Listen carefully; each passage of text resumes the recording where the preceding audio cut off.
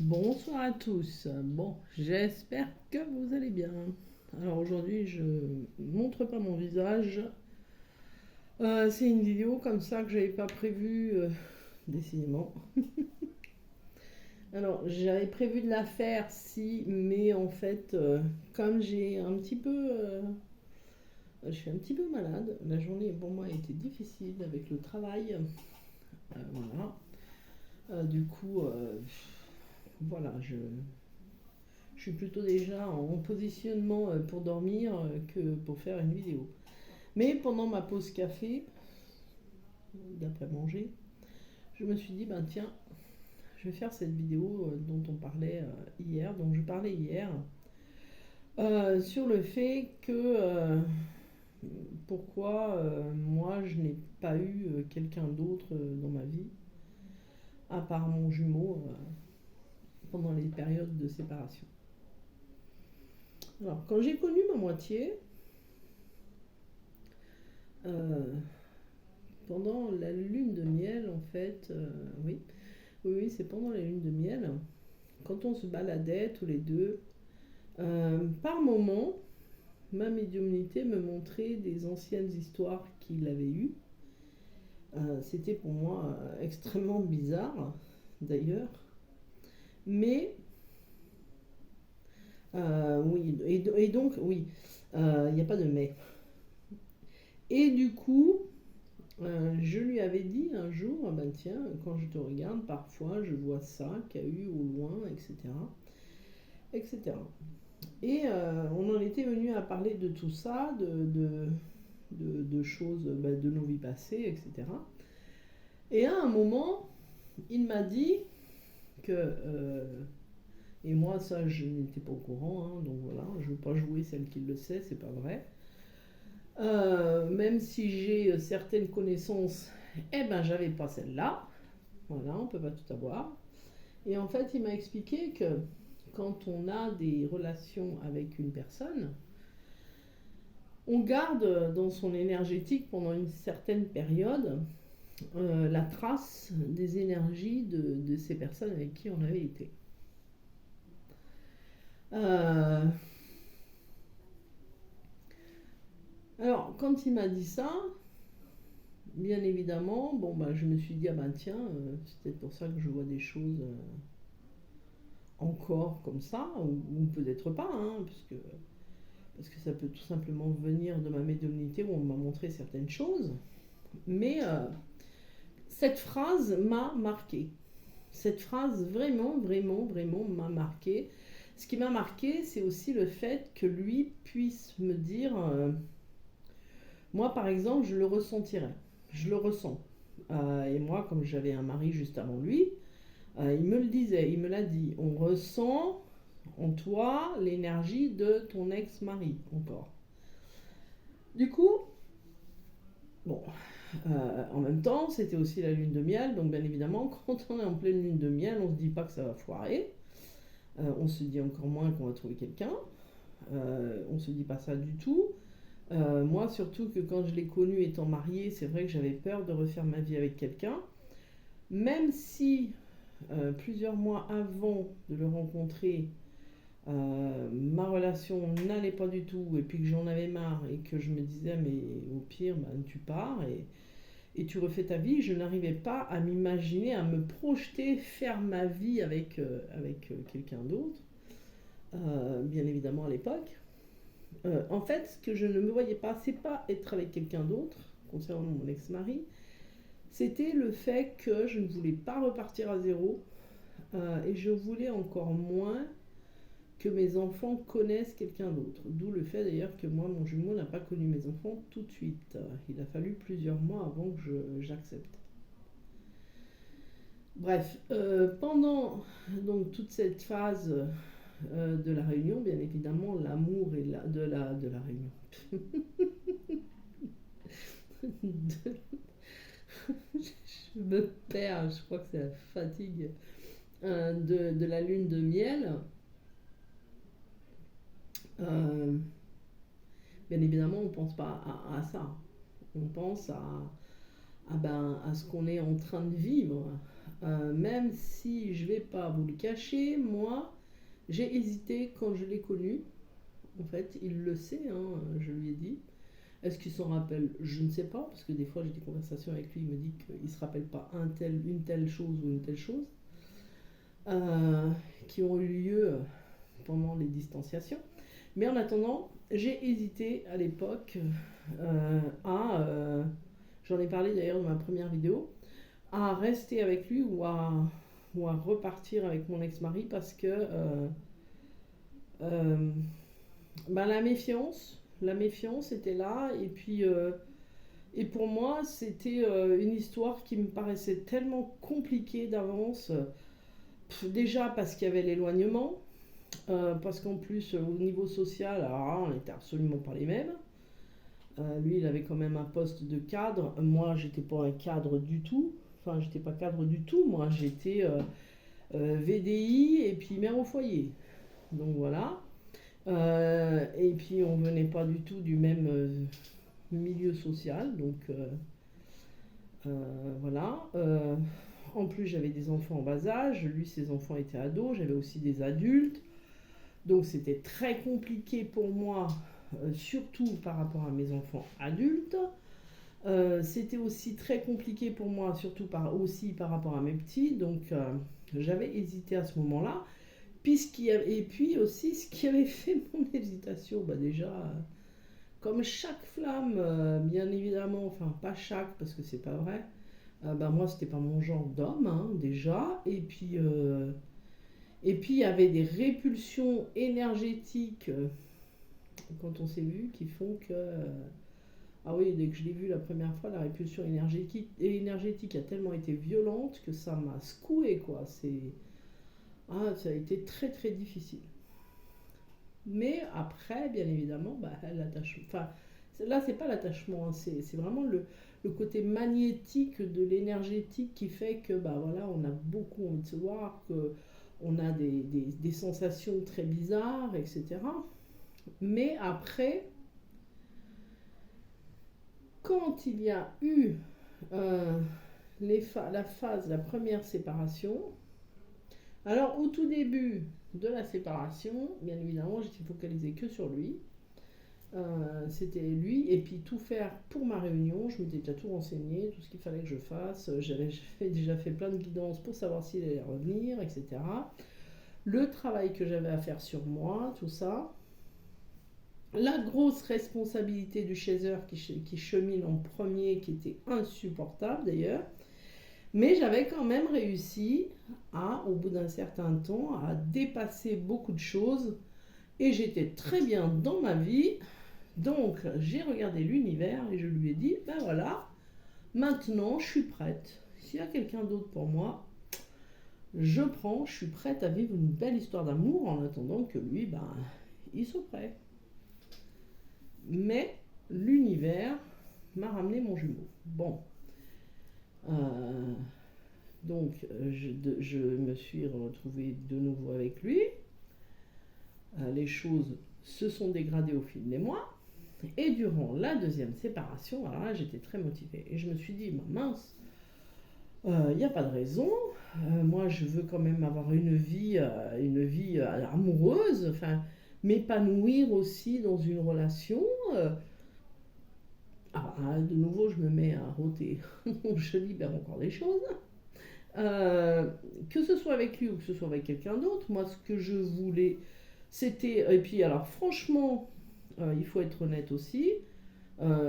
C'était tellement brinque-ballon et c'était tellement pénible et tellement un ras-le-bol que moi, ce que je me disais, c'est voilà, je veux faire ma vie avec quelqu'un. Je rêvais d'avoir une belle histoire d'amour avec quelqu'un, de pouvoir m'allonger dans mon lit avec un homme près de moi, partir en week-end main dans la main, me balader, regarder des séries télé, enfin faire des choses qu'on pourrait faire tout en aimant quelqu'un qui partage aussi nos passions, hein, bien évidemment. Et du coup, pendant la deuxième séparation, donc c'était tout ça. Et il y a un moment, une fois, je suis allée dans un magasin et là il y avait un homme en face de moi Et je me suis dit, tiens, je vais essayer de me projeter pour voir ce que ça ferait si je me baladais avec un autre homme dans un magasin. Voilà, faire des courses avec un autre homme, aller dans une voiture avec un autre homme. Et j'ai commencé à me projeter en regardant cet homme-là. Alors, c'est pas le fait que l'homme me plaisait ou pas, c'était juste une projection, voilà. Et je me suis dit, tiens, je vais me projeter comme ça. Et je m'imaginais, par exemple, ben voilà, être dans...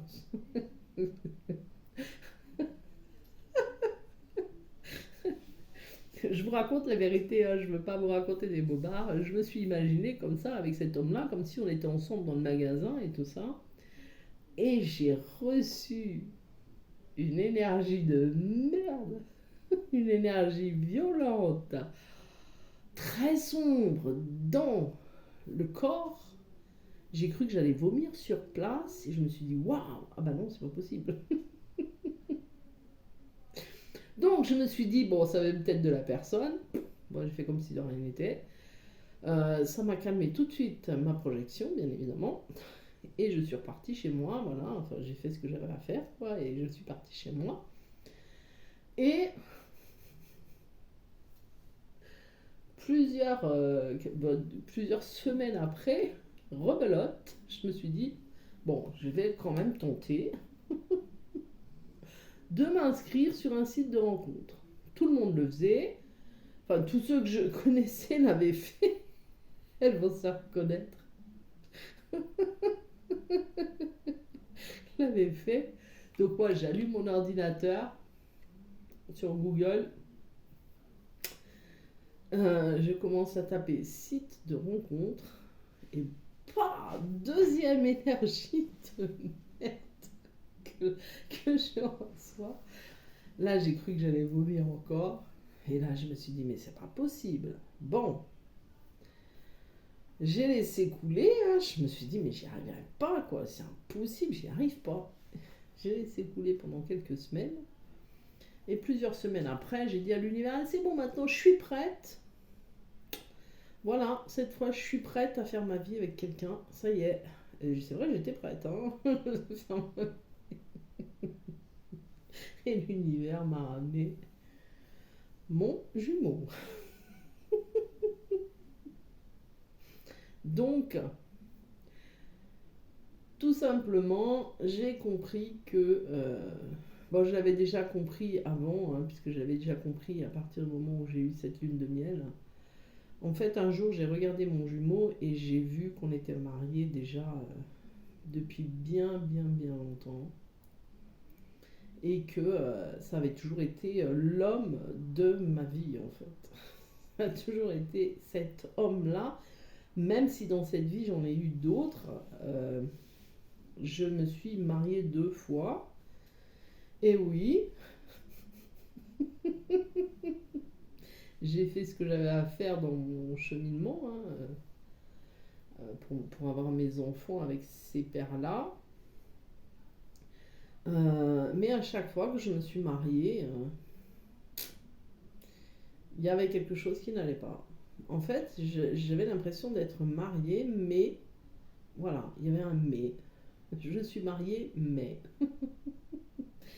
Et du coup, j'ai compris après, bien évidemment, quand j'ai eu cette fameuse lune de miel avec lui, après que la répulsion énergétique ait eu lieu, hein, que c'était ma destinée, quoi. Voilà. Donc j'ai eu beau demander à l'univers, comme on demande au Papa Noël, ça n'a pas fonctionné. Ça n'a jamais en fait fonctionné pour moi, puisque à chaque fois que je l'ai demandé à l'univers, même si j'étais prête, même franchement, c'est vraiment ce que j'ai eu comme chacune, dans chacun, enfin une polarité comme moi, d'entre vous, un ras-le-bol de son jumeau, un ras-le-bol de savoir, enfin de ressentir, moi, les émotions d'amour et tout ça en conscience comme ça, et de me dire, mais lui, mais il s'en fout complet, quoi. Lui, il est à 36 lieues de s'imaginer ce qu'on peut vivre quand on est dans l'amour en conscience. Je dis pas qu'il souffre, je parle pas de souffrance. Attention, je parle pas de ça. Je parle de ressentir en conscience cet amour qui nous envahit, bordel, et qui en fait ne peut pas être partagé quoi, avec quelqu'un dans la matière. Donc bien évidemment, vous vous doutez bien que en ayant ras-le-bol, puisque dans ma polarité, la plupart ont marre à un moment, et bien tout ce que moi j'aurais voulu, c'était, et puis j'en parlais avec mes copines, hein, je disais, moi c'est vrai que qu'est-ce que j'aimerais me poser dans mon lit, dans les bras d'un homme, m'endormir comme ça, ou qu'une personne, elle nous embrasse sur le front, ou qu'elle nous caresse les cheveux. Bien évidemment, je suis une femme, donc ma polarité femme pensera ça. Enfin, ceux avec qui j'ai parlé pensaient ça aussi. Après, un homme, bien évidemment, peut-être le verra d'une autre manière, mais même à mon moitié, quand je vais près de lui, etc., et ça m'arrive que j'y aille, il me dit toujours qu'est-ce qui t'arrive. Et je lui ai dit. Alors, je pense qu'il sait des fois, j'ai des moments de difficulté de gérer beaucoup de choses. Et je lui réponds, j'ai juste besoin de rien. J'ai juste besoin de me poser, en fait. De poser ce que je ressens. De poser parfois la lourdeur des situations, de devoir euh, tout simplement, dans ce cheminement, c'est difficile, hein. Il y a des périodes qui sont très dures. Quand on a du transgénérationnel à libérer, quand on a en fait une vie active aussi avec des enfants, des animaux et une maison à entretenir, un boulot à l'extérieur, un boulot à l'intérieur, et il y a par moment, on a juste besoin de rien. Et moi, des fois, j'ai juste besoin de me poser. Mais j'ai aussi ce côté d'être une femme. Et la femme, elle a on sait comme revenir à la maison. Au-delà de la maison, c'est vraiment comme être enveloppé dans les bras de la force, en fait. Voilà. Donc, est-ce que j'ai eu quelqu'un? Non. Je n'ai eu personne. Euh, J'allais dire une bêtise, mais phénoménale. Parce que dans ces cas-là, on se demanderait comment on fait. Ben, voilà quoi. On se débrouille. Mais du coup, au-delà de la connerie que je viens de sortir, non. Et je me serais, malgré que je me suis imaginé, mon rêve premier, c'était de vivre tout ce que je vous ai dit, toutes ces choses-là avec ma moitié. Voilà, voilà, voilà. Bon, je vous ai mis, je vous ai mis une guirlande de Noël comme support. Voilà. Je vous souhaite une belle fin de journée. Alors oui, oui c'est la nuit, c'est presque la nuit. Mais, alors par contre, qui en est, quelqu'un d'autre, ça leur appartient. Moi, ça n'a pas été ma possibilité. C'est comme ça. Mais ça arrive. Ça arrive. Alors, la plupart, euh, ça n'a pas duré, hein. Donc, si c'est pour avoir quelqu'un avec qui ça dure pas, on est déjà assez dans la mouise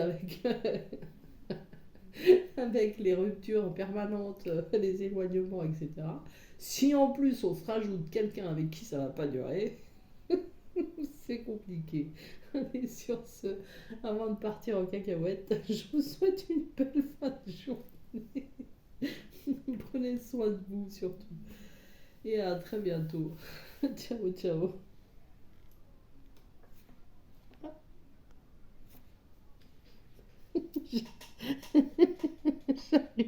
J'arrive pas à trouver le